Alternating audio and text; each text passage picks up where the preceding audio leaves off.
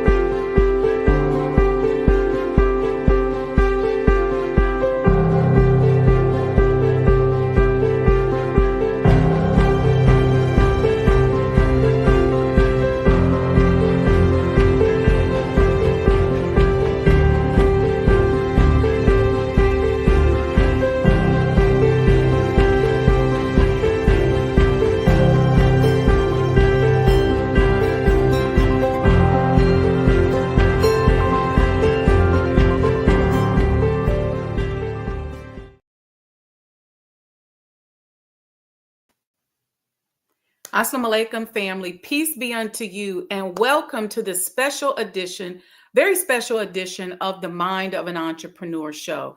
You all know that my mission since 2008 has been to help marginalized entrepreneurs gain access to tools and strategies to help us navigate the world of business. And I'm grateful to each and every one of you who have supported this platform. We went from Blog Talk Radio to actually broadcast radio in Washington, D.C. And then now those of you watching on Facebook, LinkedIn, where else are we? YouTube, and I'm missing something else. But thank you all for watching. We have a very special discussion that we want to have today. You all know how critically important it is, especially in this day and time, that we begin to do for self, that we begin to understand the vicissitudes of business so that you all can work towards doing for self, and you're not as dependent upon the economic structures that kind of have left us out of those systems. It's time for us to learn business. It's time for us to network. It's time for us to go to conferences and connect ourselves with people, places, and things that are going to help us elevate and get to that next dimension financially and from a business standpoint. And you all know on this show, we are not afraid to combine spirituality with business, because one of the things that they leave out, I know I went to business school, I don't know about you all, one of the things they leave out is how important spirituality is in business, especially when you're starting off as an entrepreneur. Business is wonderful for your faith. You know why? Because business will show you exactly what you believe. And so we want to talk a little bit about that today. There's a very powerful conference coming up. It's called the ReSURGEnce Conference. Thank you all for joining. I see some of you are here on YouTube as well. I see you, Sister Nubia Latifa. Greetings. Sister Patricia Lee, thank you. I can see you all on Facebook and LinkedIn, but some of y'all are being shy, but that's okay. That's okay too. I have with me today Reverend Dennis Dillon, and I'm going to read for you his background from his website. He is putting on a powerful conference. And let me tell you something that's different about this conference that Reverend Dillon is doing. It's a real conference where you're going to meet real people who are really ready to do business. Part of the problem with a lot of conferences is that we spend a lot of money to get to them, and people aren't really trying to do business. People are really there to kind of just sell. We're talking about bringing people together who are really looking for partners, really looking to unite, really looking to pool their resources, really looking to work with you. And here's the last thing I'm going to say before I bring on, I'm going to read to you Reverend Dillon's bio, but before I bring him on, we are in a world of business now where a lot of people think that you can put together structures and just slap a black face on it and everything will be okay. That is not necessarily the case. It is time for us to learn and understand some of the things that I teach and coach and consult you all on as clients. I see a lot of you all here that are my clients, how to actually structure a business and how to develop a conscious business model that does not have predatory functions embedded in it. So we end up just creating the same system over and over again, just putting a black face on it. So it's important that we come together and we study. And people like Reverend Dillon and the projects that he works on, you're not going to go into a predatory situation. So especially those of you who are on the East Coast, in New York, Philadelphia, we've been talking about it, and now Reverend Dillon is here. So let me read to you a little bit about him, because I want you guys to get over this myth that you cannot and should not mix your spirituality with how you do business.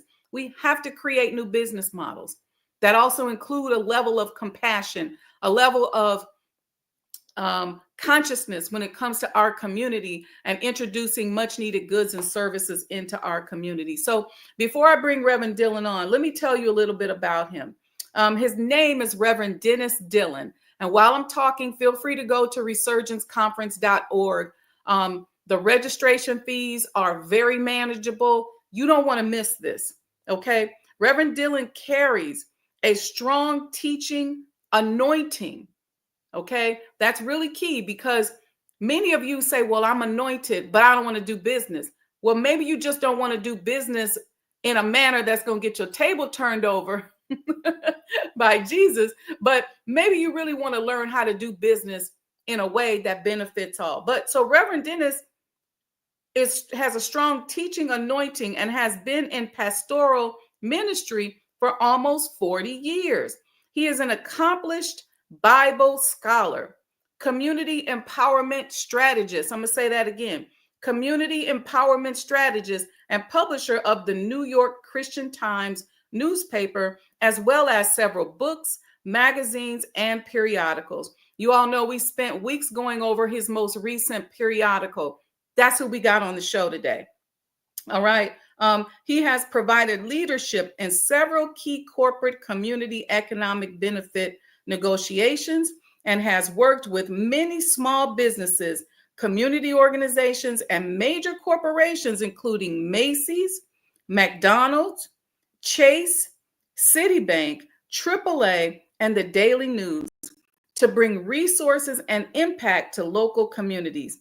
He serves on several boards, including the Greater Harlem Chamber of Commerce, and is the global convener for the Door of Our Return. In recognition of his work, he has been honored with well over 200 national and local awards, including recently recognized as one of the top 10 New York leaders alongside Reverend Al Sharpton and New York Governor Cuomo. This conference that he is going to be talking to us about today, and he's going to talk to you a little bit about some other things. The conference fosters a supportive environment for networking and entrepreneurial mentorship, facilitating growth and development.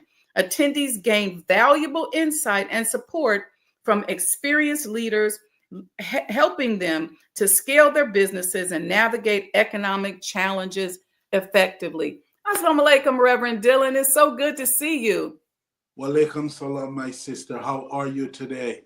I'm good. I'm so honored that you graced us with your presence. I know you're so busy. And so I thank you for being with us today and for talking to us. And most importantly, I know the work we do, Reverend Dillon, is oftentimes thankless. I want to thank you for all that you do, all that you've done. And I thank Allah for your anointing and how He has guided you to really spiritually embrace this phase of economic development for our people. Absolutely. All praises are due to Him, no doubt about it. So we give Allah, we give God the praise. We acknowledge His lordship and His power in our lives. And yes, Dr. Wendy, I want to salute you as well, because when I see people like you doing all the things you do, I'm inspired, I'm energized to do even more. So yes, we definitely want to talk about strategy. What's the plan? What is the next level? How we do things differently? And certainly, how do we move our people forward? I kind of believe that we are at a very strategic place. I know a lot of folks are reflecting on the newly elected president of the United States, and we are apprehensive and worried. I would that we are motivated and energized. Yeah.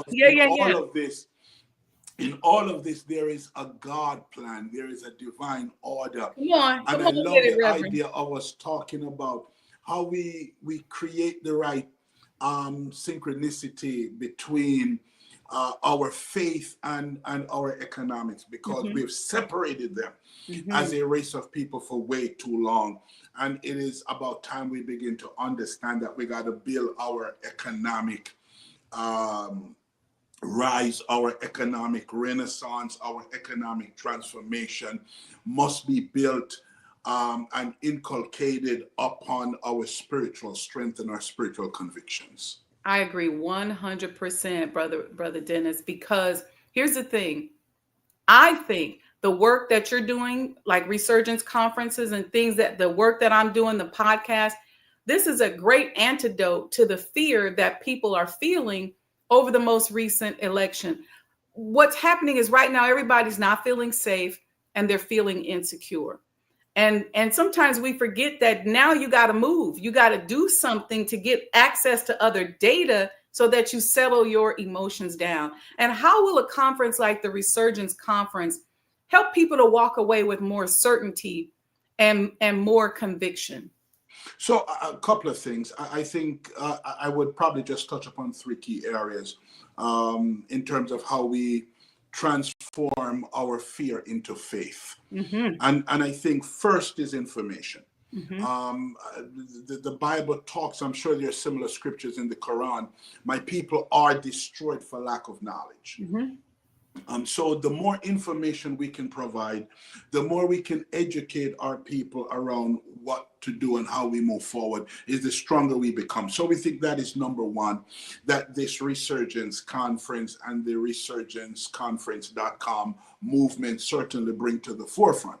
The second, which we believe is critical and very, very important, is networking. How do we come together as a people? And the beauty of the ReSURGEnce conference is that we're bringing together folks who are coming from the continent of Africa, from the Caribbean, and certainly from across the United States and Europe as well, to really talk about how we strengthen the collaboration. We are committed to what I'm calling a new African economic renaissance. And when we speak Africa, I'm talking about the global African village. So how do we work together? How do we partner? How do we work synergistically in moving the needle forward for our race and for our people? The third is an area that I believe is equally important, and that is inspiration. How do we create that spark? How do we create that fuel that's going to really propel people? And, you know, I can speak out of experience because I've done literally hundreds of conferences. I've spoken at many conferences around the world.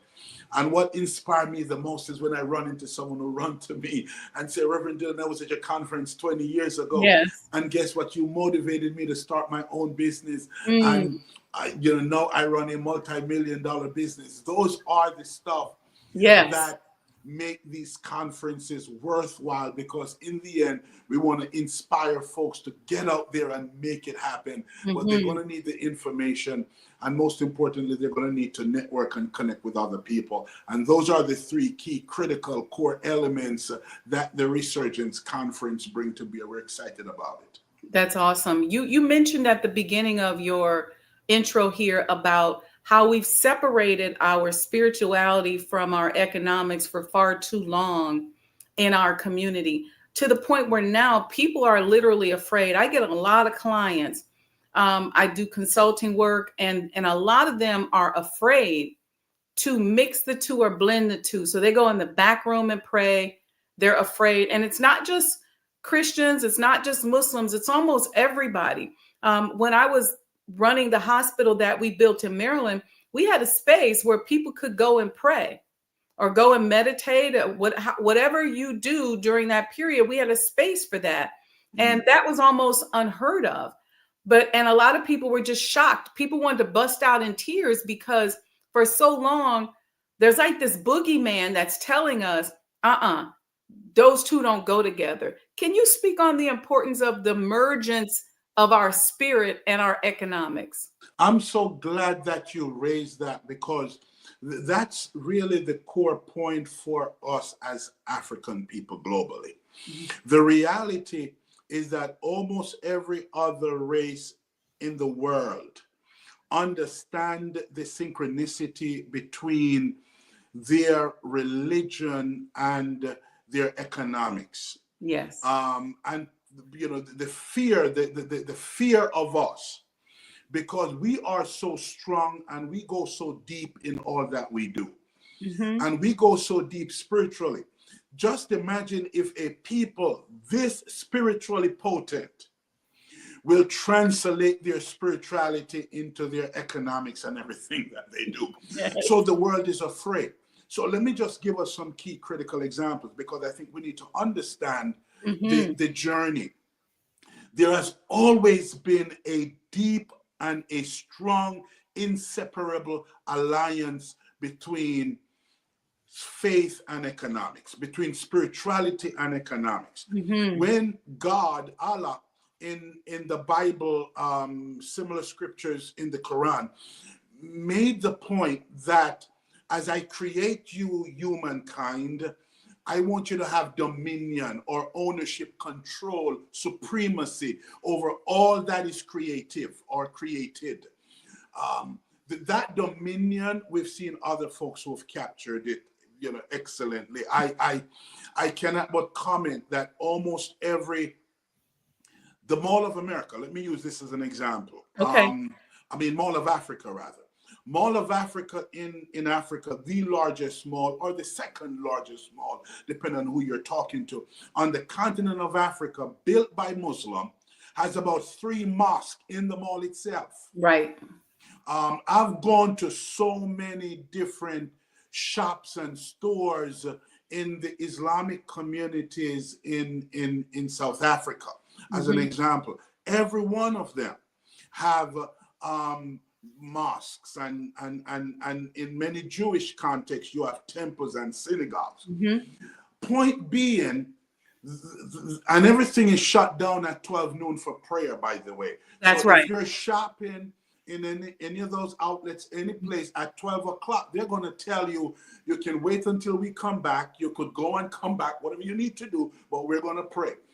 Why am I making that point? I'm making that point just to raise the issue that we've seen other races understand how important it is for their economics to be built on their spiritual faith and on their commitment.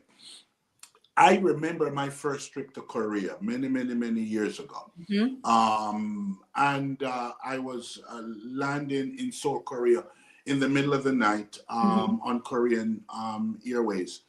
And as the plane was descending, I noticed that the skyline was lit with crosses. I didn't understand why there were so many churches in Seoul, Korea. There were literally hundreds of crosses that were lit in the middle of the night as we were descending. So a couple of days later, I'm walking through Seoul and I'm trying to find all of these many churches. I'm not finding churches. You don't see them. That's right. I'm finding crosses on top of the furniture store, on the travel agency, on the local publishing company, on the department store. And I'm saying, wow, all of these folks who are doing business, who are Christians, are putting a cross on their places of business because they're understanding that deep alliance. Yes. The third point I want to make very quickly, and that is this.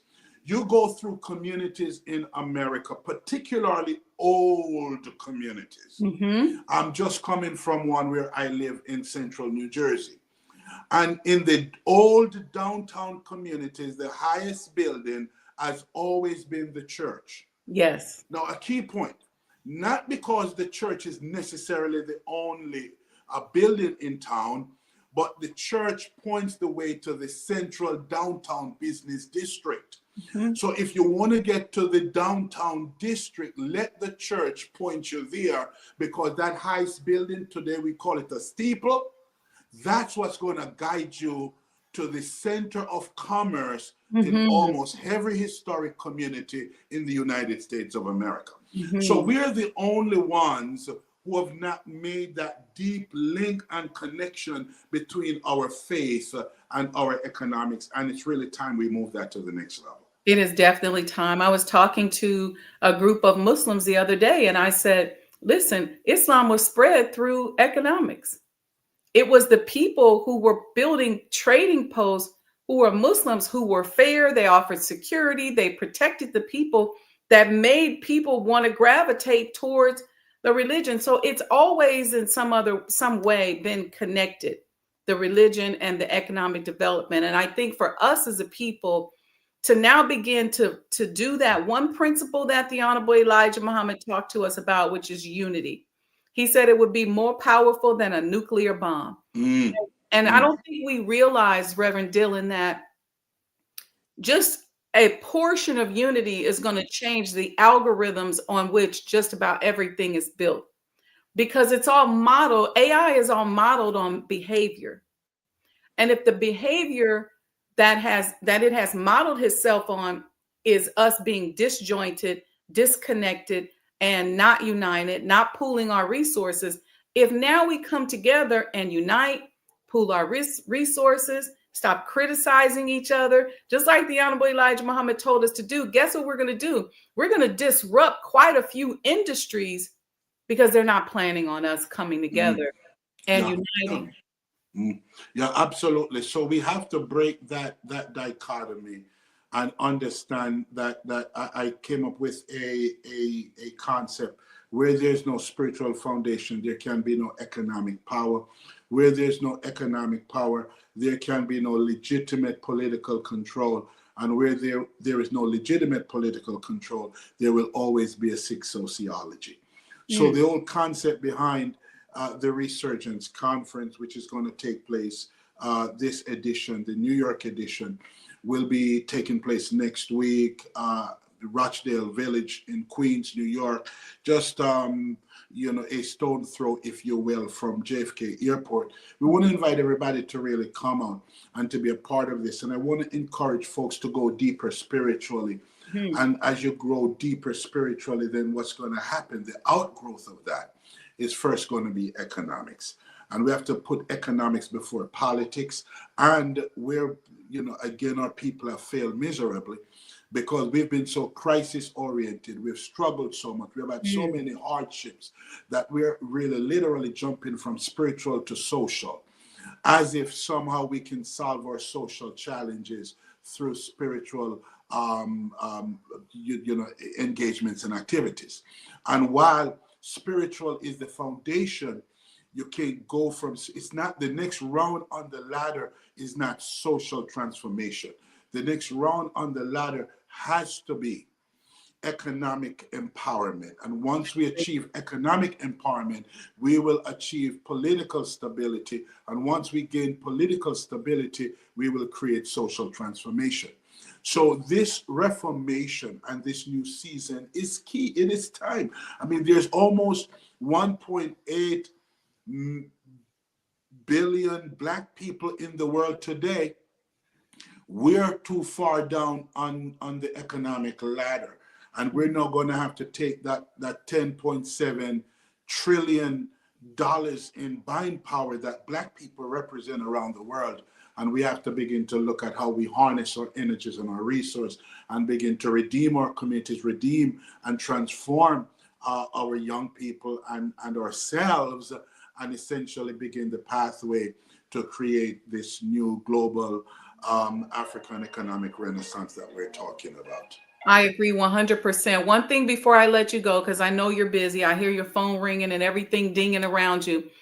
Reverend Dillon, you as a Black man represent as a collective the most influential group of people on the planet.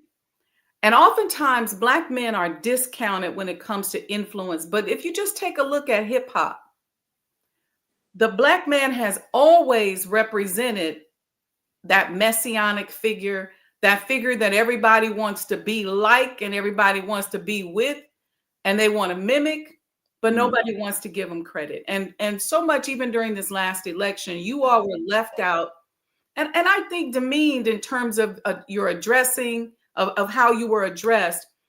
What can Black men do and what can we do, even as women, to help reignite and encourage Black men who for so long have been left off the table? I pull a statement from Dr. Martin Luther King, which I think is probably key. And that's why I appreciated and still appreciate so much the Million Man March that was organized many years ago under the leadership of the Honorable Louis Farrakhan and the many other ministers, including myself. We provided the New York State headquarters through the New York Christian Times. Our facility was the New York headquarters for that. But the statement is, we live together or we perish like fools. So I believe that one of the key things that we're going to have to do is to understand how we must live together. Jesus made a similar statement. I would that you become one as I and Allah, I and the Father are one.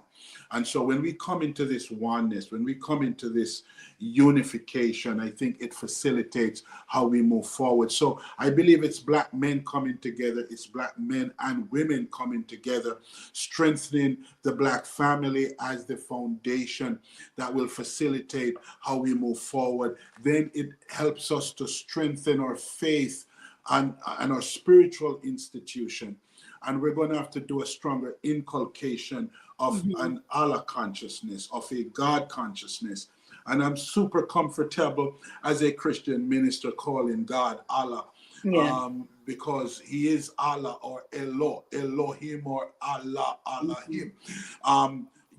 So the reality is, when we strengthen that God consciousness, it lifts us and elevates us to a deeper understanding of what it is that we are commissioned and called to do. And I think the first thing is, now we got to pool resources and begin to create more businesses. So we're investing in businesses by Black men and Black women working together and building together. I think that strength in our unity is really what's going to help to move the needle. And that's why we believe that ReSURGEnce is so important, because we're bringing all of these elements together. We're bringing Black men together. We're bringing women together. We're talking about entrepreneurship. We're talking about, we're having a youth entrepreneurship summit at the conference this year. We're excited about that, looking forward to that, looking forward to you being with us as well, Dr.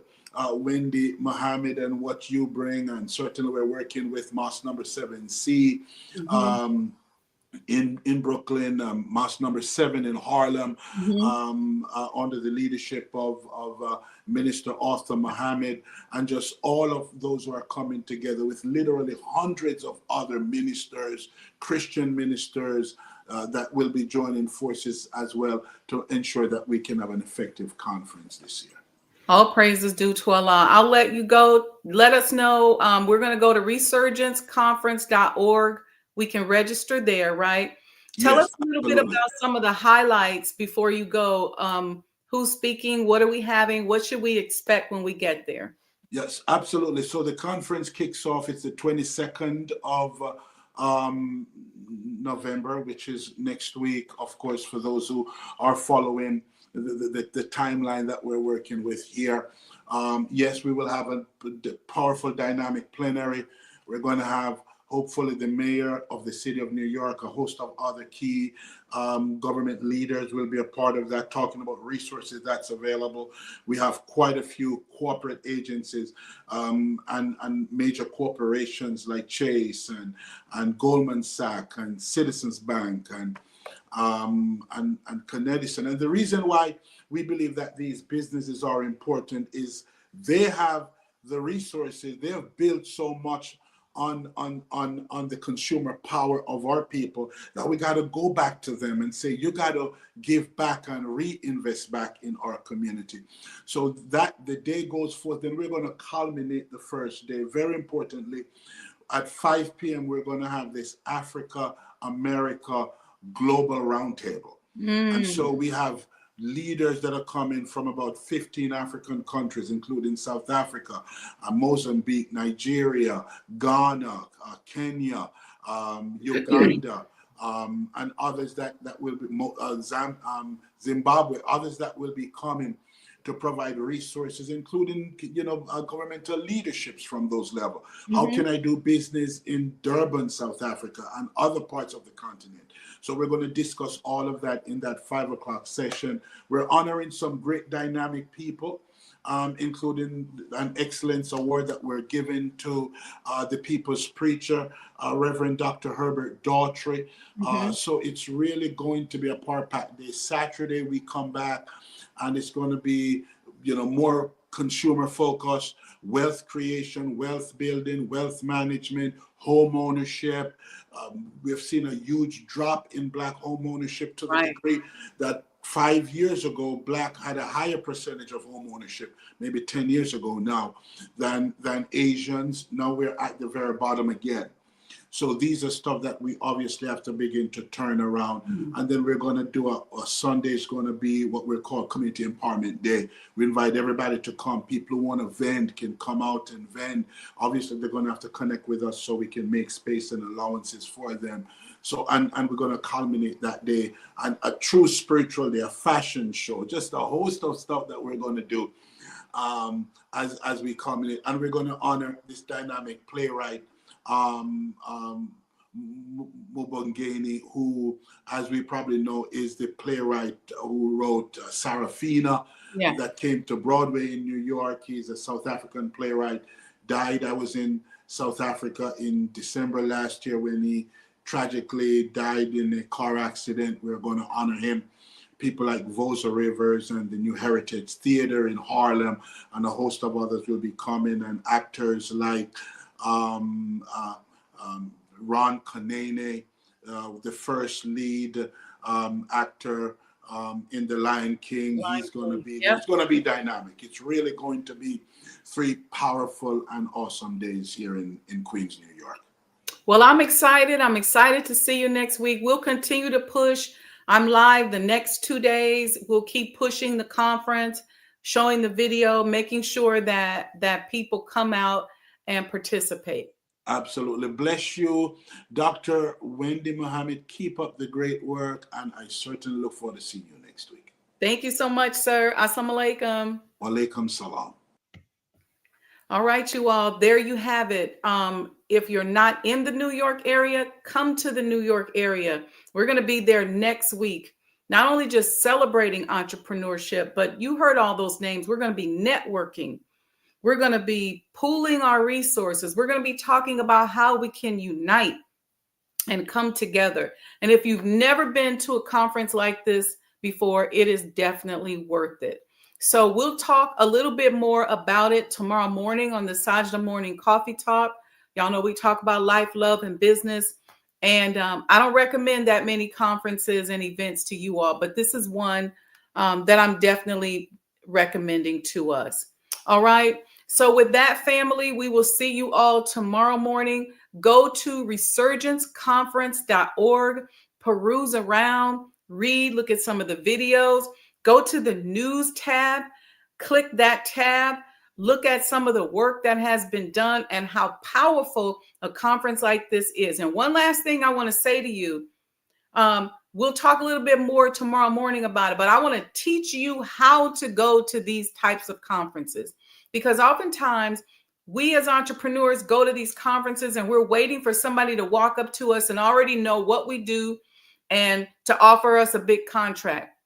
No, you got to be right there with your materials. Have your QR code with your information on it. Have a business card, maybe a little flyer or something, but something that you can give to let people know who you are and what you represent. And don't be shy. If you find yourself standing in a line next to somebody, turn and introduce yourself. You never know who you're going to meet. I've met some people that I've been friends with for years now at some of these conferences, like Power Networking Conference. So it's very, very important that we know that we go to the conference, but we also know how to conduct ourselves at the conference. All right. So we will see you all tomorrow morning. If you don't have your notifications, hit the subscribe button, like and subscribe. You can hit the super chat button. If you enjoy this type of information, you can support us. Cash App, Sajdah Enterprises. But most importantly, come back tomorrow morning at 6 a.m. and we'll see you then. We're going to be talking about life, love, and business. And we'll talk a little bit about conferences like this and how you too can benefit. All right. Peace and blessings, family. Don't go anywhere. I got one last commercial for you and we'll see you all tomorrow, inshallah. The Honorable Elijah Muhammad, who in my judgment is the master historian, taught us that of all our studies, history is the most attractive, and it is best qualified to reward the researcher. History is most attractive. Why should history be most attractive? Because history is the recorded time of the human family in its struggle to overcome obstacles. There is no life that is without struggle. The Holy Quran teaches us that man, meaning man and woman, is made to face difficulties. And after difficulty comes ease. But it is history that guides us through difficulty. For if you know how people who had difficulty yesterday got through, and if your difficulty is somewhat similar, then today we also can get through if we follow the guidance of history. This is why Carter G. Woodson and many of our black giants fought for black people to know our history. Because in not knowing our history, we don't have a guide. And without a guide, we are lost. No wonder the